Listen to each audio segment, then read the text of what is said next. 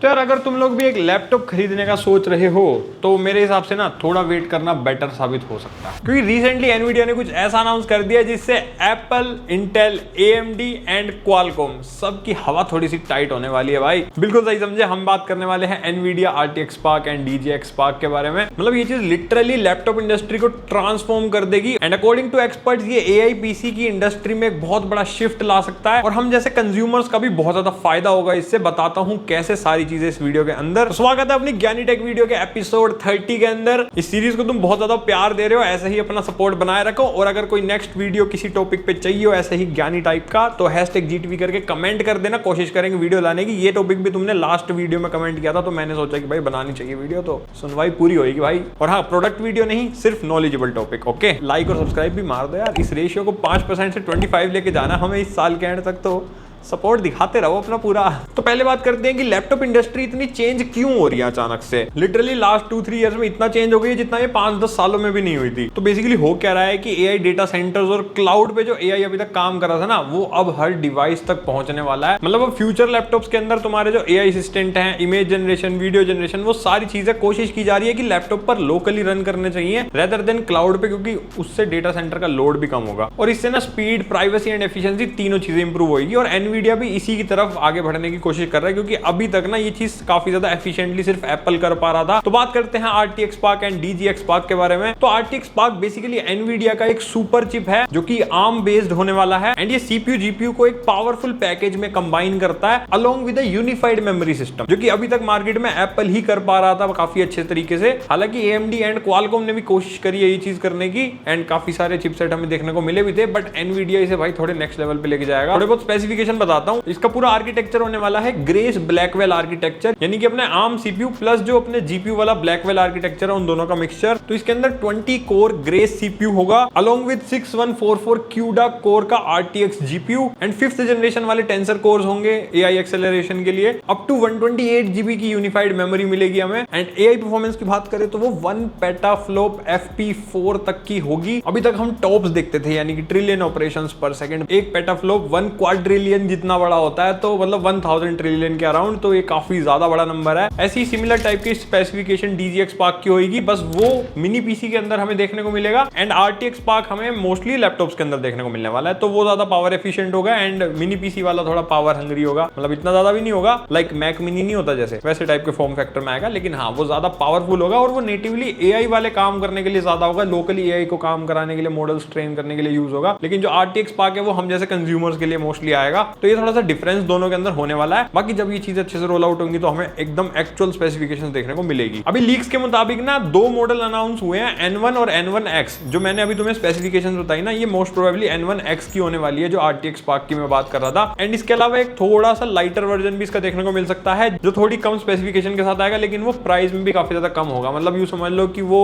Less than 2 lakh या 1.5 लाख के around आ सकता है, लेकिन जो N1X है टॉप ऑफ द लाइन वाला, वो 2 लाख या 2.5 लाख तक कॉस्ट करेगा हमें अगर लैपटॉप्स के अंदर आया। एंड वो मोस्ट प्रोबेबली जैसे एप्पल की M5 Pro and M5 Max वाली चिपसेट होती है ना, उनको कहीं ना कहीं कंपीट करेगा। एंड जो N1 वाला चिपसेट है वो कहीं ना कहीं जो नॉर्मल M5 वाली चिप होती है ना, जो एयर वाले मॉडल में लोग डालते हैं, वो वाली चिप हमें उन लैपटॉप्स के साथ देखने को मिल सकती है। एंड यहां तक भी कहा जा रहा है कि ये इतनी ज्यादा पावर एफिशिएंट होगी कि इसमें भी हमें फैनलेस डिजाइन वाले लैपटॉप्स देखने को मिल सकते हैं विंडोज के अंदर, जो कि अभी तक तो भाई मैंने कोई लैपटॉप नहीं देखा विंडोज वाला जिसमें पंखा ही ना दे रखा हो, लेकिन एनवीडिया के RTX Spark के साथ ये चीज संभव हो सकती है कहीं ना कहीं तक, ऐसे सुनने में आ रहा है। अब काफी लोगों के मन में ये डाउट आ रहा होगा कि RTX Spark जो है ये इंटेल और AMD के साथ कैसे कंपीट करने वाला है और क्या फ्यूचर में हमें बेटर ऑप्शंस देखने को मिल सकते हैं। देखो, इंटेल और AMD का ना काफी हद तक एक मैच्योर इकोसिस्टम है अभी मार्केट में। अगर हम x86 वाले आर्किटेक्चर की बात करें, जो भी कंप्यूटर लैपटॉप वगैरह हम आजकल यूज करते हैं, ये सारे x86 या x64 बेस्ड सिस्टम होते हैं। इनकी कंपैटिबिलिटी इतनी ज्यादा बढ़िया है कि कोई भी सॉफ्टवेयर हो, कोई भी डेवलपर हो, वो पहले इन्हीं के लिए प्रोग्राम बनाता है। तो कभी भी तुमने कोई इशू देखा भी नहीं होगा कि यार ये सॉफ्टवेयर नहीं चल रहा, वो सॉफ्टवेयर नहीं चल रहा। विंडोज पे सब चलते हैं। अब ARM बेस्ड जब हम लैपटॉप निकालते हैं या PC निकालते, कुछ भी निकालते, तो जैसे कि क्वालकॉम के साथ ये दिक्कत देखने को मिली थी कि हमें फोटोशॉप नहीं चल रहा, प्रीमियर प्रो नहीं चल रहा है। ऐसे काफी सारे सॉफ्टवेयर थे जो अभी तक आए ही नहीं थे एंड उसके लिए प्रिज्म एमुलेटर यूज हो पा रहा था, जिसकी वजह से ना कंपैटिबिलिटी इश्यूज हमें देखने को मिल रहे थे। हमने भी कई सारे स्नैपड्रैगन वाले लैपटॉप्स रिव्यू करे थे, उनमें हमने बताया था कि भाई अगर तुम प्रोग्रामिंग वगैरह करते हो तो एंड्रॉइड डेवलपमेंट में ये वाले सॉफ्टवेयर में सिमुलेशन वगैरह रन करने में दिक्कत आएगी। सिमिलरली भाई फोटोशॉप, प्रीमियर प्रो के लिए कंपैटिबिलिटी अभी तक नहीं आई थी, लेकिन अब हो सकता है आ गई हो काफी हद तक, क्योंकि काफी टाइम हो गया ना। एंड गेम्स गेम्स नहीं चल रहे थे भाई, वैलोरेंट नहीं चल रहा उसके ऊपर, तो वो सारी दिक्कतें फेस हो रही है भाई उन वाले लैपटॉप्स में, क्योंकि वो ARM बेस्ड चिपसेट है। लेकिन इंटेल और AMD में ऐसी कोई दिक्कत हमें नहीं आ रही थी। सेम चीज अब एक्सपेक्टेड है कि हो सकता है एनवीडिया की जो RTX स्पार्क वाली चिपसेट है इसके साथ भी हमें देखने को मिल सकती है। लेकिन जितना न्यूज आ रही है ना भाई, एनवीडिया एक बहुत बड़ा प्लेयर है भाई, बहुत बड़ी कंपनी है और ये काफी टाइम से भाई पीसी इंडस्ट्री में काम कर रहे हैं, तो इन्होंने कहीं ना कहीं जैक जुगाड़ लगाया होगा, पक्की बात है, और सारी जगह बात करके इनको बोल दिया होगा कि भाई हमारे चिपसेट के लिए अपना काम चालू कर दो, डेवलपर्स को बोल दिया होगा कि भाई ऑप्टिमाइजेशन चालू कर दो, हमें अपने चिप पर गेम भी चलानी है, सारे प्रोग्राम भी रन करने हैं, एडिटर्स को भी सेटिस्फाई करना है, क्रिएटर्स को भी सेटिस्फाई करना है भाई, और प्रोग्रामर्स को भी सेटिस्फाई करना है। तो मुझे ये लगता है कि RTX स्पार्क की कंपैटिबिलिटी काफी हद तक बढ़िया आने वाली है, इतना तो हम एक्सपेक्ट कर सकते हैं यार एनवीडिया से। सोचो एनवीडिया अपना चिप दे रहा है और उसमें गेम ही नहीं चल रहा है, हजम नहीं हो रही है बात तो।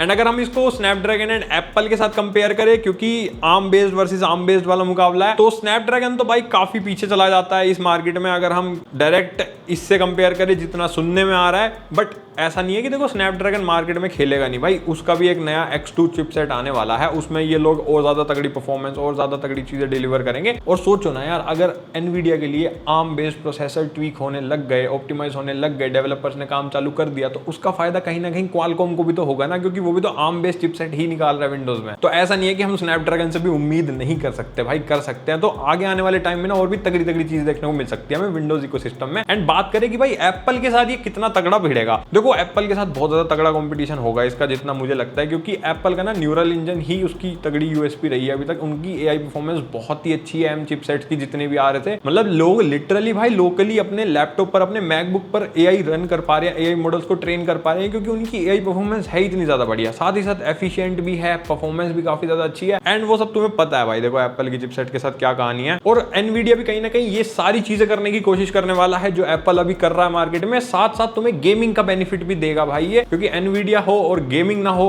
ऐसा नहीं हो सकता भाई, इट्स वेरी वेरी अनलाइकली कि ऐसा होगा। तो ओवरऑल एज अ कंज्यूमर हमारा ही फायदा होने वाला है भाई, अगर कंपटीशन मार्केट में बढ़ेगा तो देखो भला तो अपना ही है, बस थोड़ी प्राइस में चीजें सेटल डाउन हो जाए। एक तो महंगाई इतनी हो गई है ना भाई, क्या बोले। और जितना अभी एनवीडिया ने टीज करा है, कुछ गेम्स टेस्ट करके भी दिखाए थे, जब जेनसिन हुआंग जी ने इसको लॉन्च करा था पहली बार सबके सामने शोकेस करा था। और गेमिंग का फायदा हमें इसलिए मिलने वाला है क्योंकि इसके अंदर CUDA, TensorRT, DLSS, RTX, इन सब की वजह से gaming, AI, video editing and even 3D rendering जैसे काम काफी ज्यादा फास्ट हो पाएंगे, क्योंकि ऑलरेडी भाई तुम्हें ये चीज पता होगी कि Blender, Adobe, DaVinci Resolve, Unreal Engine and AI framework, इन सब पर पहले ही एनवीडिया काफी टाइम से काम कर रहा है, और ऑलरेडी ये सारे सॉफ्टवेयर काफी ऑप्टिमाइज्ड है एनवीडिया के लिए। तो इन सब का बेनिफिट तुम्हें देखने को मिल सकता है भाई इस चिपसेट पे। अब अगर बात करें कि फ्यूचर क्या होने वाला है भाई, देखो मोस्ट प्रोबेबली जितना मुझे लगता है कंटेंट क्रिएशन, AI एडिटिंग वगैरह एंड जितना भी AI आज हम क्लाउड पे यूज कर रहे हैं, वो बहुत ज्यादा चांसेस है कि तुम्हारे लैपटॉप पर या पीसी पर लोकली चलेगा, और उसके कई सारे फायदे भी हैं। और इसीलिए ना Apple, Intel, AMD, Qualcomm, Nvidia, ये सारे प्लेयर्स ना AI फर्स्ट फ्यूचर पर अपनी बेट लगा रहे हैं और उसी डायरेक्शन पे काम कर रहे हैं। तो फ्यूचर में हमारे जो डिवाइसेस है ना, वो भाई सिर्फ फास्ट नहीं होंगे, वो स्मार्ट भी होंगे, और हर जगह हर डिवाइस में भाई अब तुम्हें AI चलने वाला है। अब हम लोगों को इससे क्या फायदा होगा, तो हमें फास्टर प्रोसेसर्स देखने को मिलेंगे, एफिशिएंट प्रोसेसर्स देखने को मिलेंगे, जिनसे बैटरी लाइफ काफी ज्यादा बढ़िया मिलेगा। एंड बैटरी लाइफ अच्छा होने के साथ साथ परफॉर्मेंस भी हमें काफी ज्यादा बढ़िया देखने को मिलेगी उन सभी पीसीज के अंदर। प्रोडक्टिविटी काफी ज्यादा स्मार्ट हो जाएगी, AI मॉडल्स हमारे लैपटॉप या पीसी पर रन करेंगे तो काफी ज्यादा क्विकली रिजल्ट भी ला के देंगे, कोई इंटरनेट वगैरह की दिक्कत भी नहीं आएगी। एंड प्राइवेसी भी भाई काफी हद तक हमारे फायदे में रहेगी, आई होप सो कि रहे प्राइवेसी यार। बाकी गेमर्स को DLSS और AI अपस्केलिंग का फायदा देखने को मिलने वाला है। अब ऐसा कहा जा रहा है कि जो N1X वाली चिपसेट होगी ना, टॉप ऑफ द लाइन वाली, वो कहीं ना कहीं RTX 5070 जैसी अच्छी परफॉर्मेंस तुम्हें गेमिंग में निकाल के देगी, ऐसा कहा जा रहा है। देखो मेरे को पता नहीं, मैंने टेस्ट नहीं करा, होपफुली अगर कोई ऐसा कोई लैपटॉप आता है तो हम कोशिश करेंगे वीडियो लाने की।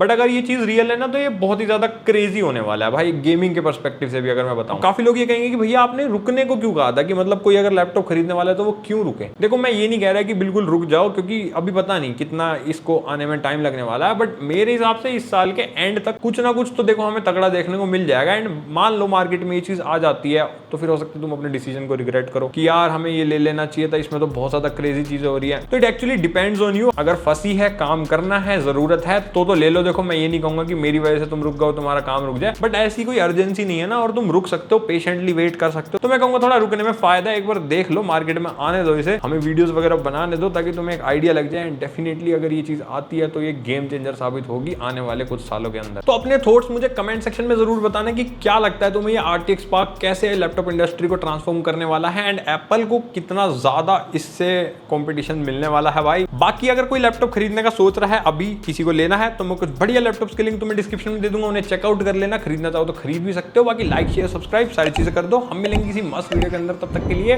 Bye bye.